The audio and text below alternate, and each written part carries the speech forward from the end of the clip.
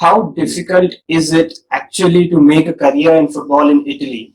It's really hard. If it wasn't for this lockdown, I probably went to USA to play. Really, really good question. The first one is just to read my ebook. I think these are three attributes that are fundamental for a modern player. Do you have any tips for someone who is looking to grow on the social platform? Yes, I have.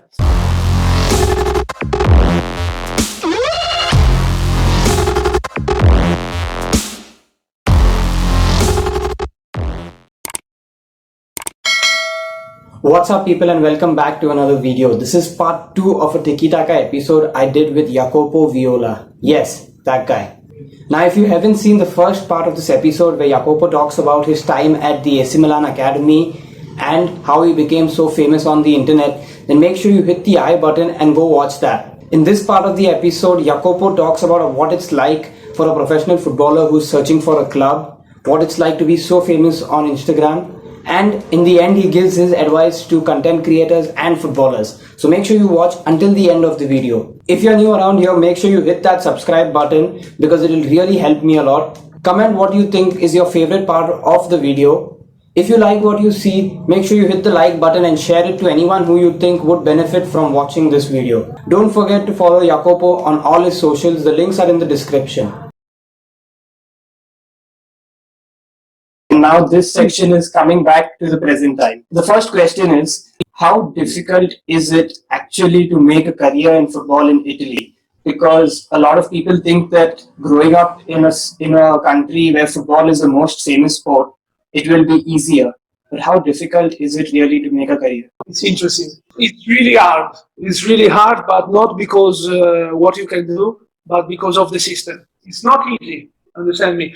It's easier. I think that a foreign football player came in Italy when he's good enough at the right age to play in first league. For example, as you can see, each year so many players that come from foreign countries in Italy. So many players. But that's because also economics questions, because of agent commissions, because of clubs' relationships with foreign countries. If you build up yourself, you can, of course, reach your goal.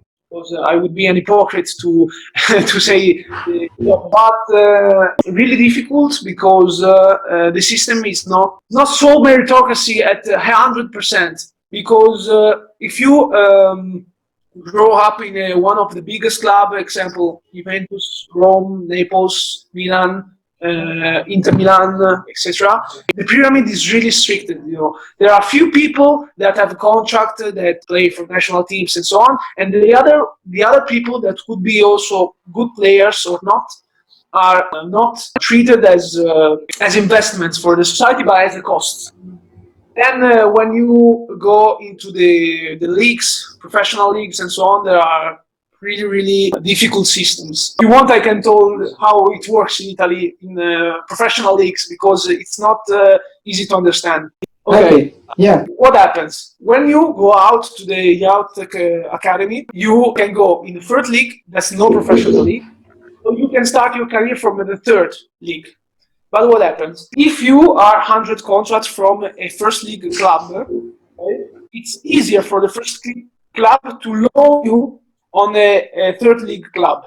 Because third league clubs take money from federation, maybe 80 euros each minute, and under 22 player plays. So that's a first incentive. The second one is that really often first league clubs pay third league clubs to their player play. And of course, the first league clubs pay also all salaries of these players. Okay. And there is also a maximum of 13 or 14 players that can be overaged. It means that there are 13, 14 people that can be over 22 years old for each team. So if you are not lucky enough, if you are injured, if you have problems before 22 and you are 23, you are seen as a cost if you are not paid from a first league club, and you will compete with people who have 30 years old, maybe 300 matches in other leagues, and so on. I think it's a question of time, because if you are ready immediately, 18, 19, 20, and you play, you can do career, no problem. But if you have problems, or if you are not paid from a first league club because of several things, it's really difficult. This is more how it works. All right, all right. That's quite interesting. I didn't know that. It's quite interesting. Yeah. Most of people don't know that. Okay, the next question is, if not for this lockdown, what do you do on an everyday basis? What is your day like? If it wasn't for this lockdown, I probably went to USA to play, because I was so near to reach the goals, and thanks to which to my videos I go abroad to play, Wow. because the club not asked me, and I was really close to leave Italy to go there to play. I had played the 22 March, but unfortunately everything is blocked. And I think that after this situation, there will not be anymore this opportunity. But I was really, really close to reach this goal. Before this event, my daily routine is just, okay, I wake up at 9 maybe, and at 10 and a half I am at the pitch with a coach, or at the gym, or whatever, because it doesn't depend on me, it depends on people that can help me in this moment. So after that I just lunch, then I study, or I just train also kids, because I opened a school, a goalkeeper school academy in Milan, with a friend of mine, and I help him to grow up his goalkeepers, his little goalkeepers in Milan. So I do that for the moment. All right. Oh, that's quite a relaxed day. Yeah. Not so in a hurry, Okay, the next question is, how do you increase your presence on Instagram? Like, even right now, even though you're so famous, how do you increase? What do you do to increase your presence? Often people think that to reach a target, they have to do, they don't know what. But it's simple, really. Trust me, it's not difficult. You have just to do videos, just show your qualities, just think on what people want to see, and what you can offer to people also. And of course, you have just to think about what you can do to increase yourself as a creator, and yourself as a goalkeeper, or as a footballer, and so on. For example, if I have to compare that I filmed 1 year to the videos that I'm doing now, I can see also a big difference, big quality difference, but not in my qualities, but in the quality of the content, the camera, the images, and so on.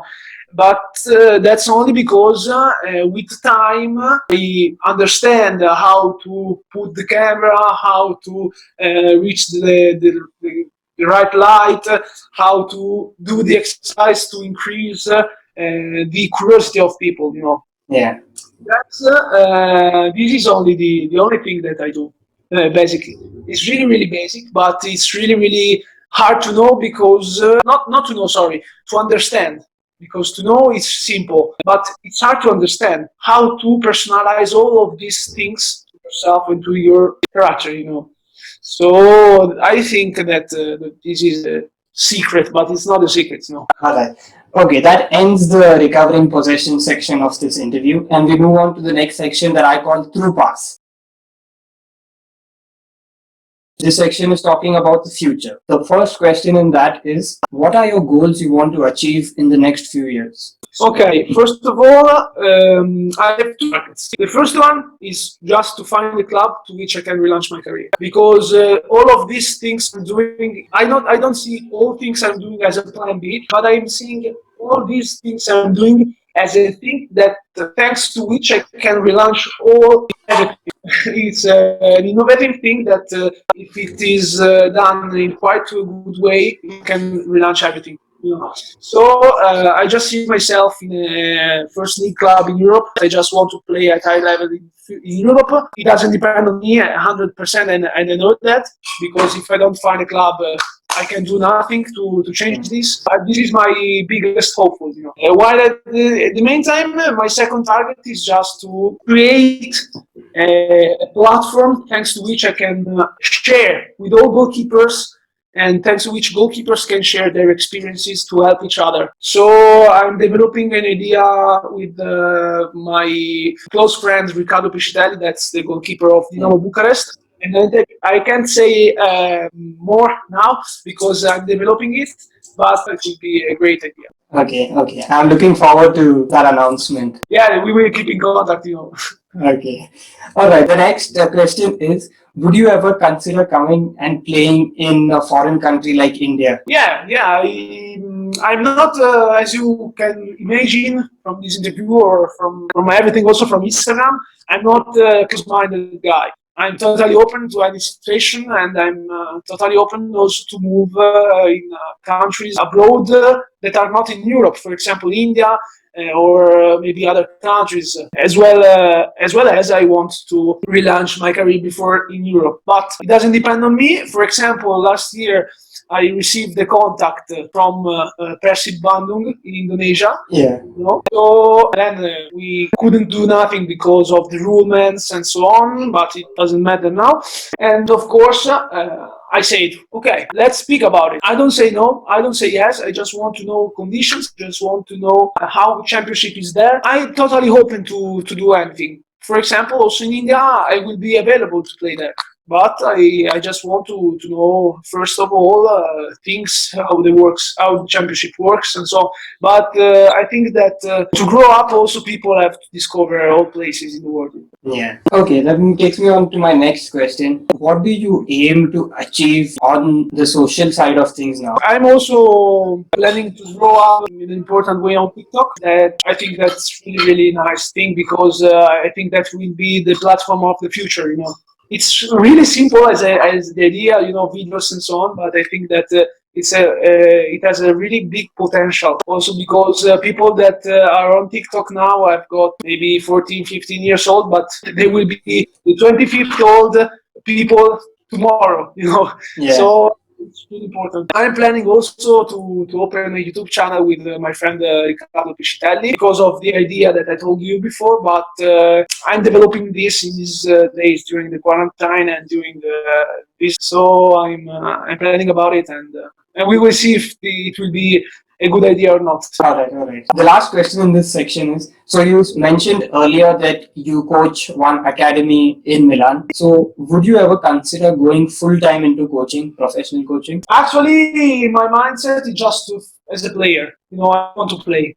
I'm 24 years old, and I feel myself really good, and I just want to find a solution. I just want to play. But in the future, I don't close any door. I don't know what will happen, and maybe I will be interested to coach. When I will be older. I don't know, actually, sincerely. All right.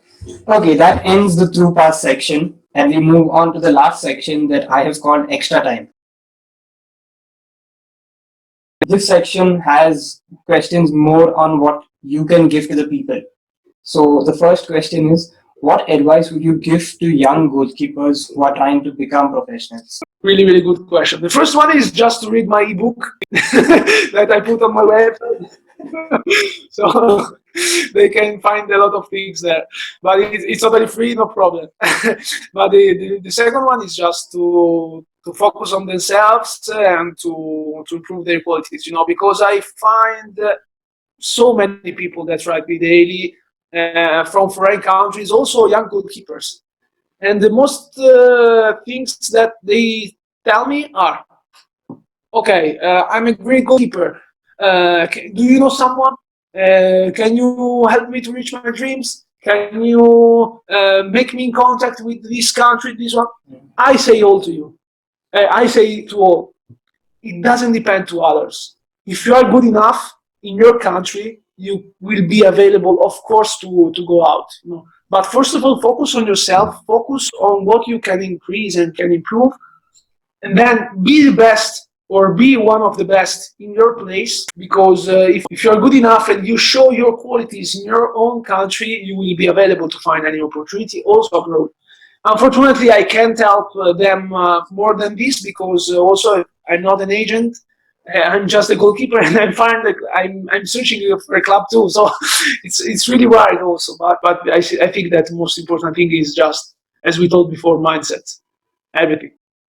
All right. Okay. The next question is, what are the three most important things, or the three top things for a football player? Okay, mind is one, but other three are, for example, technique, tactical intelligence, and physical strength. I think these are three attributes that are really fundamental for a modern player. All right. Okay. My last question to you: do you have any tips for someone who is looking to grow on the social platform? So I know you shared your experience, but do you have any tips for other people to follow? Yes, I have.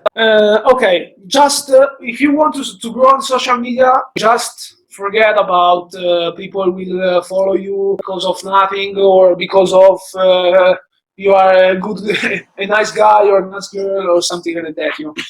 If you want to grow up on social media, you have to just focus on what you can do. First of all, you have to find an idea where people don't are not publishing anything. You have to be the first in something. For example, in my field, I'm the fourth maybe or the third goalkeeper in the world that posts his trainings on social.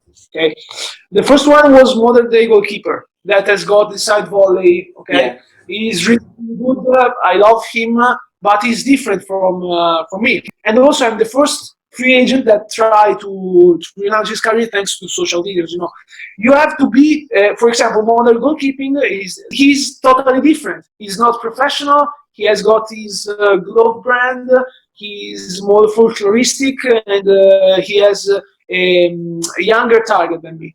You have to find the thing that you are passionate more, and you have to focus on that. All right. Okay. I have one more question for you. How important do you think it is for footballers to have a plan B? And what would you suggest? What kind of things would you suggest? Okay. I think that if you want to dream big, if you to be sure that you will do 200% to reach your goals, I think that the plan B doesn't have to exist. But that's only because of a question of mindset.